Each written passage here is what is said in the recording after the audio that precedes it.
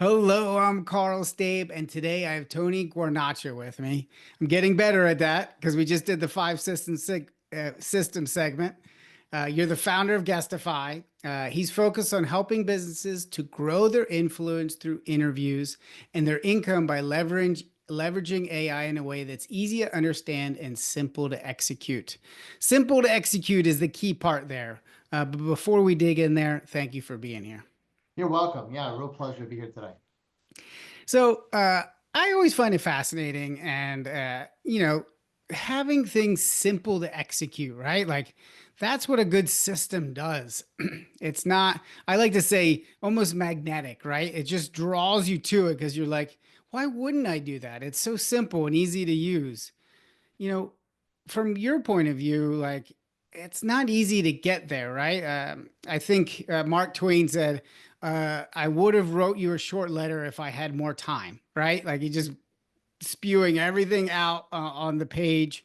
But you know, can we? I want to understand that philosophy of simple to execute because, is that something that happened as a kid? Like, do you have a story that kind of like epitomizes, like, okay, we need to simplify this. We need to make this easier to use. Gosh, that's a great question. So what comes to mind is I grew up learning, of all things, the violin. So I was Mm. actually a professional violinist. That's actually how I met my wife. So there's a whole other story there. But what's kind of interesting is music makes you use the two sides of your brain. So you're using Mhm. analytical side, and you're using the creative side, and you need both to really have success. And in fact, a lot of times when I run into people that have a level of success, or if they're big in marketing and software and things like that, a lot of times they come out of having a musical background. That's not even what I'm going to talk about so much, as because the question you asked is how does that come back to simplification? And so I learned something very valuable when I was in conservatory, when I was in music school. And that was, you have to break things down. And in fact, my mother taught me the same story. But if you want to play a complicated piece, you can't just run through the whole thing. You have to first play it slowly, break it down note by note, and then you can speed it up and have success. So a lot of times you can go faster by actually slowing down. So that's kind of one Mhm. of the concepts that has always kind of made a big impact. A second one, I'll give you two for the price of one again, is my mother. My mother really was struggling. In fact, I'm writing a book about this concept, and the book is called Small Steps. There's a couple versions I'm coming up with, but essentially, small steps, big results. And really, what I learned from her and her backstory was that she grew up with polio. And so back then, it was, she's a bit older. And so this was in the 30s when it was, they didn't have the vaccine yet, and she couldn't walk. But she had a vision someday of always being able to walk, and walk wearing high heels. And so what I learned from her is what she practiced, which is okay, you have to take the small steps, kind of the same theme, right? You have to break things down. And for her, first thing she had to do is just kind of get her nervous system working. So they have the kids, because they're all kids in a hospital, unfortunately, that were all sick. So work with clay, build up the neuromuscular system, and your, kind of facility of your hands. And then it got to the point, okay, can we move in a swimming pool? Then you're walking between two big sticks. And so the lesson I always learned is, no matter what problem it is, no matter how big the challenge is or what you want to accomplish, that vision that you may have, you have to break it down to small steps. So kind of similar stories, but from two very different perspectives. So, because I even struggle with this, and and it's always, the concept of you've got to learn the hard things multiple times in multiple different ways, right? And it's why I like these interviews because you're trying to dissect things and understand how people look at their systems, and you're right, you can't just say, okay, now we're gonna um, build a whole marketing platform and system and do it in one day. It's in piecemeal, right? It's like, okay, well, what's the vision? Like your mom's vision of like, okay, I want to be able to walk in high heels someday. And then it's like, okay, well, to get there, I can't just be like, okay, I'm gonna, put my feet on down on the off the bed and then just start walking. It's got to be done in steps. And, like you said, from a pool. And I think too is this is to me where systems really are underrated in the fact that you can then measure. You're like, okay, maybe you're not even ready for the pool yet. Maybe you're just lifting your legs up in bed because you're like, I tried the pool part, that's too far advanced. And the reason I'm saying that is that measurement of like, okay, I'm trying this, it's not working. And I know I've struggled with this and I've had clients struggle with this is like you try things and they don't work and it's frustrating. And then you just kind of go back to doing things the way that you've always done them. And it's that lack, it's not really even a fixed mindset. It's like you keep trying things and they don't work, and they keep trying other things and they don't work. And then what ends up happening is you never really get to measure what's working and then how to build upon it from there. So it sounds like she's kind of ingrained in you to like, okay, bring this down the small steps. You go to conservatorship, okay, hey, you can't memorize this whole page. How about do this half of this first line? So coming back to business, do you have a story that you've tried to implement this and you've been able to figure out how to piece that together? Yeah, absolutely. And just before I do that, I just want to touch on one thing you said. So really what you're saying is people tend to quit. Like, why does that happen? And so the Mm, small steps is really not about the steps as much. So much the book is actually about resilience, among mm-hmm, all things, because you have to have resilience and persistence to push through, and you have to go into a system expecting for it to fail out of the gate because it has to be. mm, It's usually an iterative process, and that actually goes back to, if you ever read the book, start with why. So what is your mission? You have to have a mission bigger than yourself to propel you through the downturns. And so if you take that back to business, that's really what business is. Because if you mm, ever do a startup or a business, you have to expect a lot of setbacks. It's not a perfect curve going up. There's a whole lot of things that are going to attack you and keep you and frustrate, keep you from your vision and frustrate you. And so that is really the story of any business. And so I learned years ago. I mean, I've had some challenges. I even, if you look at my kind of what drives me and what my first purpose was, if you want to go back that far, my business and my parents' business. So I grew up in small business. My dad, as you mentioned, I'm Italian. And so what Italians love to do, they love to eat, right? So mm. he had a bakery. So he was an amazing baker. Unfortunately, he didn't know what he didn't know about running a business. So he didn't just launch a bakery. I mean, he took some business classes, got the degree and all that, but it's not the same as actually doing it. And so Yeah. unfortunately, that business went out of business. And so at the age of 12, lost everything. Had to give up the dog, surrender the house, the car, and so it was really a challenging time. And so I had to end up living in my sister's basement. And so it was really my oldest sister because she's actually 18 years older than me. And so that's kind of what I learned, and it kind of set the purpose in me is like, okay, how do I figure this out? How can Mm, I have a successful business? And so when I was in college, I graduated and came up with a business plan. And of all things, it was actually a bakery. It was going back to a bakery. Oh, and I'm looking back at myself. It's almost like to right the wrongs of the past in a sense. yeah. But this business was a little bit different because this was an online bakery. In fact, it was one of the first online bakeries. And so we came out with the ability to ship a cake. And then we could also do something really cool, which was put a photo on top of it. So this is when they first came out. And so Mm, we were actually doing pretty well. So we ended up landing Microsoft and big clients like that. Basically a ton of Fortune 500 companies. Google, I sent one to them, and then also celebrities. So I made a cake for Jennifer Lopez, for Jay-Z. So it's pretty mm. wild. And I thought, man, I'm hot stuff. I must be really good. Where did my parents screw up? And then I learned that I didn't know what I didn't know. And so unfortunately that business went broke too, because mostly because the shipping costs went too high. to ship a cake, you need dry ice. It was a very complex process. And so it failed. And the worst part was I was newly married with a baby on the way. So Mm. ironically, I had to move in with my wife with the baby on the way into my other sister's basement. So I'd suffered twice, once with my parents and with me. And then I said, okay, well, why is this happening? What do I have to do to have success? So I basically decided, okay, to be the best, you have to work with the best. So I went on essentially a 10-year journey working with some of the best companies in the world. Everyone from Google to ADP to Ford, really just top tier businesses. And then I took what I learned there and then I apply that today to business. And so the central theme though, however, is you have to have the process, but you also have to have the mission behind it, which fuels the persistence, because you have to expect failure along the way. And so you need the process on its own isn't just going to sustain you.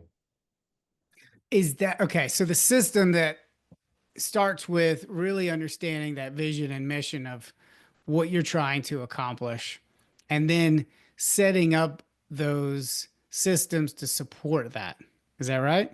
Yeah, I think you need to know where you want to go before you can design where you want to get there. And then there's really Hmm. kind of two pillars to that. There's the process, which is essentially how you're going to do it, and then you have who's going to do it, the people. And inevitably, a lot of people, what I find with systems thinkers, which I'm guilty, I'm one of those too, is you could be like, hey, I created the ultimate system. How come this isn't working? And a lot of Hmm. times it's the people. So you always have to make sure you have the right people applying that system that have the buy-in, which again goes out to your mission. So they have to be on board with your mission. They have to have the right skill sets. They have to have the right heart for it. So that goes into your core values. So those are kind of probably the non-sexy things that people don't tend to think about when building systems. But the whole Hmm. mission, vision, values, the why, all that really should be baked into a system. Otherwise, people won't actually follow that. And that's where I learned that the hard way over the years too. It's like, okay, it's why isn't this working? And so hopefully what I can get across is, okay, systems are important, but you also have to consider the people executing them. That's a great point. Okay, so it's understanding that vision, mission, values, and then developing systems around that. So behind you, for people who are in audio, Yeah. there's two circles behind Tony's head. Is that part of your system, the marketing system that you developed? Yeah, so this goes back. I don't even like uh promote this anymore, so I'm doing it especially for you. But what this is called the results loop. And so when I had my marketing agency, if you go back to what I talked about earlier, is like, okay, how come some companies have success and others don't? And that's what this helps you do. And it's actually not two circles, it's actually an infinite loop, because this is an infinite Yep. iterative Got it. process. I see it. Uh-huh. And so I had to move my head a little bit there for the listeners. But it really starts with how do you exponentially grow any company? And so what I had found in even my marketing agency, there was certain patterns where some businesses had success and others didn't. And so I wanted to kind of identify that. Influence is definitely one of them. But if you go even higher level, forget about the influence. Like, what about the business itself? That's what this walks you through. So what it does, it starts with your market. So define who exactly do you want to serve. The more specific you can be, the more you can tailor your product to those folks. So even in this conversation we're having here, one of the first questions I ask you is who's listening, because it really matters. And so Mm. obviously I can tailor this conversation more to a small business than a solopreneur or a corporate. Although you might have them as well, probably apply, but I'm specifically thinking about the small business owner with this. The next stage of this is your offerings, which are the products and services you're going to provide those markets. And then the last one on this side is your values. In this case, it's not your core values like we talked about, but your value proposition, which answers the question, why would someone want to work with you rather than anyone else or do nothing at all? And so Mm. this left side of the system is internal to you. The other side is external. And so the external looks at the three ways to grow any business, which is really, to give credit, this really is adopted from Jay Abraham, one of the most brilliant, not only systems thinkers, but marketers. And what he discovered, which I extended upon, is the three ways to grow any business. You can either grow the number of buyers, so get more customers. That's where most people go, which actually is not the best way if you have an established business. The second way is to increase the size. So if you can get someone that's spending $1,000 today to spend 10,000, or you're targeting $100,000 clients instead of $10,000 clients, that makes a huge impact with not that much more work. And then the last part is loyalty. How do you get people? And all these are kind of subsystems, ironically. So I think of everything like those Russian, where the Prokruska doll, I can't even. Nesting dolls. Yeah, Yep. they all nest inside of each other. But that's kind of the way this works. So you have, how do you get people to purchase more frequently? How do you get them to advocate for you, like referrals, which in the podcast system we mentioned before, that would be connecting you. That would be, connecting. But in this world, it's advocacy. And then how do you get them to retain? So how do you get them to stay with you longer? One of the things I learned working with ADP is the value of a recurring revenue model. So if you can get someone to pay you every single month, that has a dramatic impact in the growth of any business, because your business becomes much more predictable, which is really one of the points of a system is have predictability. And so you can apply that same to growing a business. The more predictability, steady revenue, the more you can plan, the more you can be confident in investment, etc. I love that. Okay, there's a lot there. So, like I said, is an infinite loop from kind of, if and so help people two circles side by side, but they run into each other, so it just keeps coming back around again. And on the one side is internally, kind of like you with the mission, vision, values, all that stuff, have it aligned. And then on the right side is how to grow a business. Right, external factors, which is your Okay. customers. Do you have this image as like a PDF, then I can put this on the Yeah, show notes actually, page? I ironically, how I got into podcasting, I wrote a book, which was the one I told you about before, Small Steps. This one was more tailored. I actually changed the way I was going to do it. I never ended up launching the book, but I still had the manifesto that was the precursor to it, which is called Small Steps to Big Results. And so that manifesto is all about this system. So I can share it with your audience. They're happy to have it. That would be great. Okay, so I can link that in the show notes. Okay. Correct. Okay. This is fantastic, and it really shows how integrated systems should be. And I don't know if I made this point well enough earlier, but I think what's really important is at each step or each part of this system, you what I like about systems is modular in a way where yes, it's an infinite loop, but you can pull out the core values like, well, is this really helping us? Because I think what a lot of people lack is to be able to measure what's working, what's not, right? Like, and this is, I think a lot of the reason people give up is because they're like, oh, I'm going to go try this thing. I had a client, he's like, I started doing emails with this company, and we tried it for 6 months and it didn't work.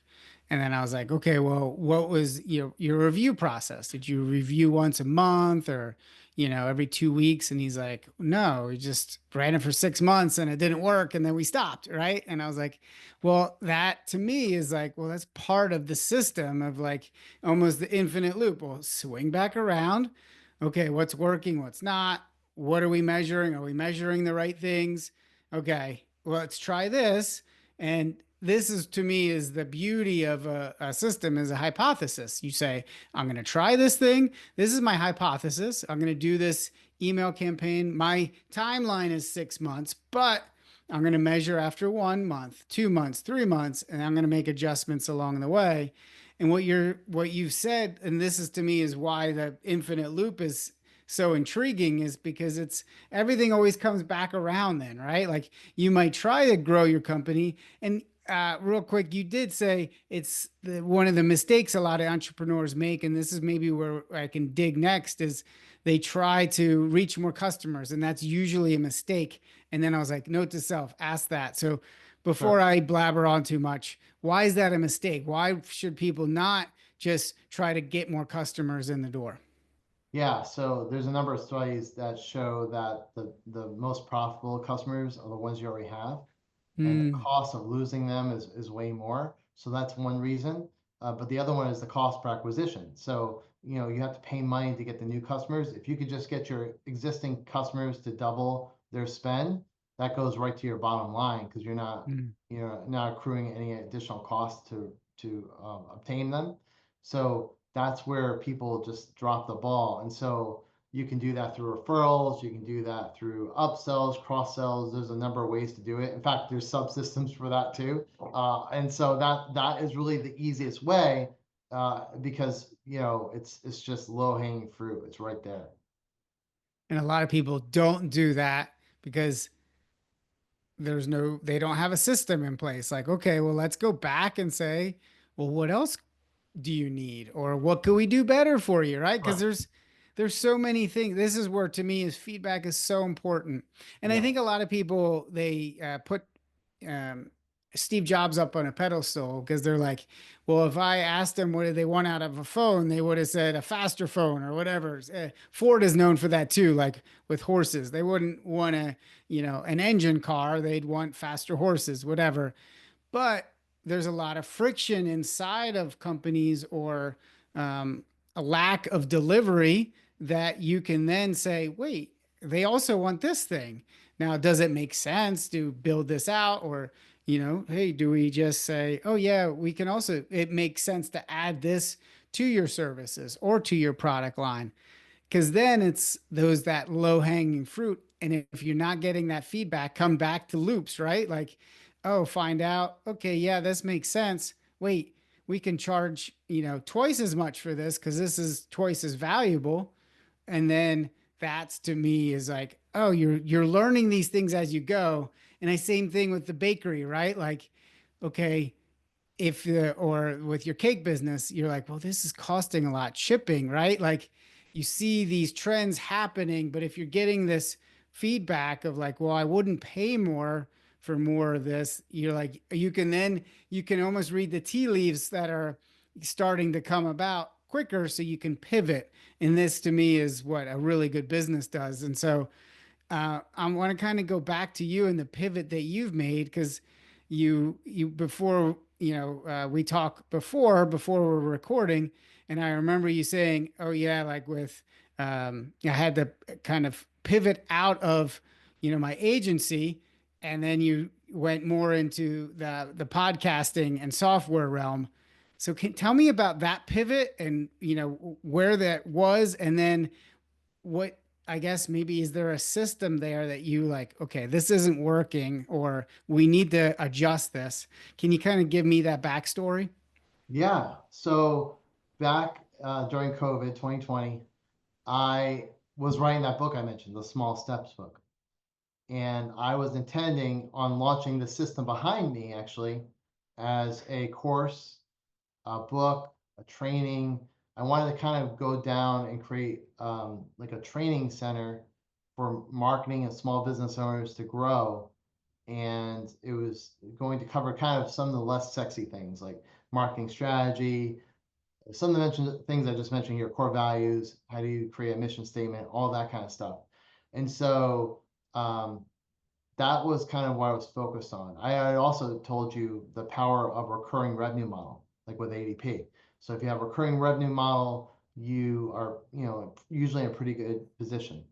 And so what I had done is I had a marketing agency, have a recurring revenue model, things were going great. And I was, focused on building something that you can scale because agencies are notoriously hard to scale, right? Because it's all service based. So I was like, okay, I'm going to start pivoting into I was also creating software at the time. So I was like, Mm. okay, I'm going to create software that helps automate this results loop process. And I wrote the book. So I had all these things in play. And I put all my focus on there. I put zero emphasis on sales because I had the recurring revenue. And I said, well, what could go wrong? I got this down. I'm pretty good at this. Unfortunately, did not see COVID. And so even though I had diversity of clients, I had pretty big clients, ones that worked, with really major companies. Unfortunately, lost 80% of our business overnight. So I was like, okay, that's a problem. So I was at a junction in the road. Do I kind of sustain the agencies? Do I kind of recreate it, kind of go back? I could do it because I knew really how to do it. Or do I really want to do what I'm called to do, which is really going back to mission, vision, things like that. I want to do something Mm, more scalable. So I was like, okay, I'm gonna go all in. Like most sane people are not entrepreneurs. Entrepreneurs, at that point when you lose everything, I have 6 kids now, so the stakes are much higher. I could have been like, okay, I'm just gonna get a job. That's what a sane person would do. Me, I was like, no, I'm gonna double down. I'm gonna go after what I really want, which is something scalable that I can exit and uses my systems thinking. So I was like, okay, I'm gonna do software. And then I was thinking, okay, well, what kind of software? At the time, I did a podcast book tour to promote the book that was launching. And I was like, I think I did 84 podcast interviews in 2020. I was like, this is kind of cool. At the same time, my software wasn't really getting the traction I wanted, although it was very new. Because let's face it, like I said, software for strategy and planning and things like that, not the sexiest thing. So I was like, okay, why not take what I really enjoy doing, which is these podcast interviews, take the software, which is already a foundation, and just modify it to be for podcasting. And that's how Guestify and podcasts, what was originally called Podcast One Sheet, was born. And so I launched with building the media kit builder, which I shared with you my one sheet that came from that software back then. And then subsequently, I mentioned iterative processes. I learned that, yeah, media kits are cool, but it's really not what people want. What they really want mm, is to know what podcast would be a great fit for them. So I mm. subsequently created a search engine for podcasts called the Podcast Prospector. I then integrate AI because people want to be able to kind of make things really fast, like their messaging. And so, ironically, when I created my first version of the software, which was for the strategy, a lot of times I create systems for messaging. So how do you speak your value proposition with things like who, what, when, where, well, how, why. So almost like Mad Lib style. What I realized when I was building that almost 10 years ago, those were actually the precursors to prompts. So I was Mm. actually perfectly positioned for AI when that came out. And so I was able to kind of integrate my software with OpenAI and ChatGPT and all the other AI engines. And so that it's been an interesting journey, but in a nutshell, where I came from was my agency, lost everything from COVID, decided to go all in on software, decided podcasting was really getting big then, also as something I really liked, pivoted my software, and that's when I ended up getting into what I do now. That is awesome. And that's just shows we all are on our own different journeys, and no one's perfect. There's always wins and losses. But I want to go back to earlier too, because you're like, a system should fail, right? Like and if you have that in your mind, like, I'm going to try this thing, it's probably going to fail. And there's a 1% chance or 5% chance it succeeds. But that's the idea, is you're planting that seed. It's this almost a mini system, right? Like, I'm going to try this thing. It's probably going to fail. That's okay, right? Because it's just part of the process. And I think this is where a lot of people struggle, is planting that seed of like, this is going to fail. If they just know it's going to fail and they're like, well, that's okay. It doesn't matter because I'm just going to learn from it. And then I'm going to try something else to add on top of this. And that to me that's a beautiful system. It builds on top of itself, right? And then you can pivot as you go and you can adjust and you can say, okay, well, this isn't working. So to me, if you are trying, and I know you did have a team of people and it was a lot. How many people did you employ? It was like up to 20 at one point. Okay. So now it's just you, right? Correct. And then do you have contractors or anything like that? Yeah, I'll use contractors as needed, and more I'm building out AI agents. Okay. So this is a good transition.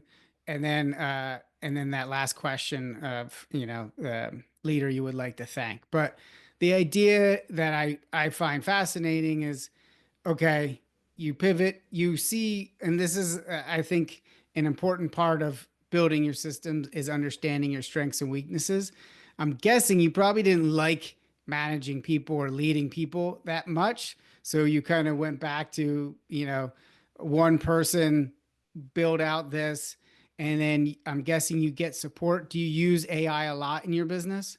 Yeah, daily, Daily. all Can the you time. maybe give us one system of how you're using AI right now to help support you? Yeah, so I use AI actually for some of the software development. So I will use it, I will give it a concept and say, hey, design, sketch this out. What I like to do is give it the foundation of what I'm trying to accomplish. And then from there, I like to go right to actually design because when you visually see it, it helps to kind of build the code for it. So Mhm. that might be something that people don't think about, but that's the most effective thing I found is if you can get a visual, then it makes it, it's when it's more conceptualized, it's easier to build. So I usually go concept, the visual, and then break it down to steps, small steps, like I mentioned, and build each of those Mhm. individual parts. Either I'll code it or have the AI code it. And then what do you use? Do you use ChatGPT for that I or something else? actually use a combination. I'm a little crazy, but I'll have three tabs open.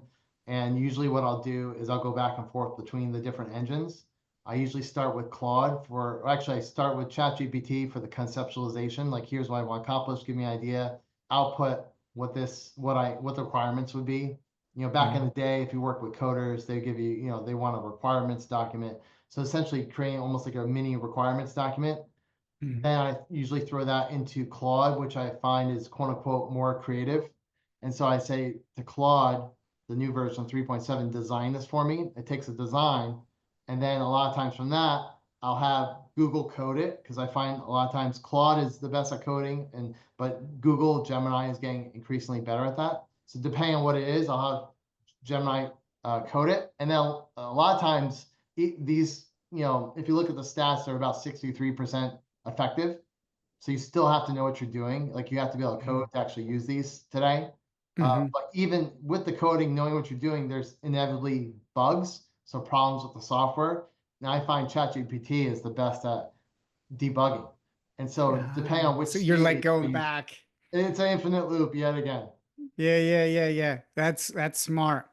And I think this is trial and error, right? You're trying different things. Put things out there. I've really, for me, with ChatGPT is, not creating agents, but creating custom uh, chatbots that inside of ChatGPT, which helps me kind of think through in different ways. Like systems to marketing to copywriting. I have different kind of these chatbots inside of there. But I love that. I think it's a good way to show people there are so many different tools out there, but you have to be able to mix and match them and try different things and test them out and be like, well, hey, like you said, like now Gemini's able to code a little better. So you don't just like stick with one. You kind of come back around. You're like, okay, let me paste this prompt into here and see what comes out, right? And you're trying different things. That's so smart. That's a really good system. How do you test it? So let's say they come out with code, and do you just look at the code, or do you actually say, okay, if it's HTML, do you actually put it into a browser and see what it looks like? How's that work? Yeah, what I'll do is I'll put the code like we'll just keep it simple. From a HTML, CSS. HTML is kind of the content, CSS is the design from a coding perspective. So what I'll do is have it output it and then I'll just look at it on a code reader. I usually use something like it's called CodePen. So you can Mm. just throw it in CodePen, you can quickly see what it looks like. And then What's broken, what's not? yeah, Yeah. I'll take that feedback and give it back to the AI. Oh, that's cool. That's cool. Okay. And well, some of them you can see like Claude. Claude is probably the best at this. It will give you what's called an artifact, and so it'll actually render it right within it itself. So that one you can actually skip the code pen process. It'll give you it right away. The only We'll problem show with you. Claude is the memory's not very great, and so if you want to look at a large page, so say it's a long HTML page with a bunch of sections in it or tabs, then it usually fails at that. So that's Claude is my favorite for, in general, but it has a lot of Smaller. limitations. It Hmm. just doesn't think very long. And so that's why a lot of times I go to Gemini as well. Yeah. Back to breaking it down in the smaller chunks, even for AI, right? Even for Like AI, you have to break it down. keep So it. yeah, so if I do want to do a design and it's a complex design, I'll break it down by section or by Mhm. tab. So yeah, same concept. You're right. Yep. Exactly. Yep. And I know we only got a few minutes left. Is there a person that you would like to thank? Somebody you learned a skill from, or a system or a concept from that other people should know? Well, I can't think of anyone better than my mother, to be honest, because she was the one that taught me the concept of both resilience and small steps to break it down to overcome. Mm. And she's an overcomer. She's been an overcomer her whole life. She's, I think, going on 86 now and still doing great and able to walk. And a lot of people her age can't. And even with the polio, she's surpassed a lot of them. So it's been an amazing journey for her. I'm grateful for who I am today because of her. That's awesome. Yes, yes. Moms and dads out there, they're amazing, and usually you don't recognize that till much later in life. So that's awesome. I'm glad she's still with you. And man, that's awesome that she's still moving about at even after polio. That's so cool. Yeah. Where can people go to find out more about you? Yeah, so my website, if you want to learn about the different things I'm doing with Guestify, I also have an AI marketplace. Go to Meet Tony G, because no one can say or spell my last name, .com. So Tony is my email, or not my email, but my website is MEET, Mhm. TonyG.com. Cool. Thank you so much. Yeah, you're welcome. Really a pleasure to be here today. Thanks for having me on.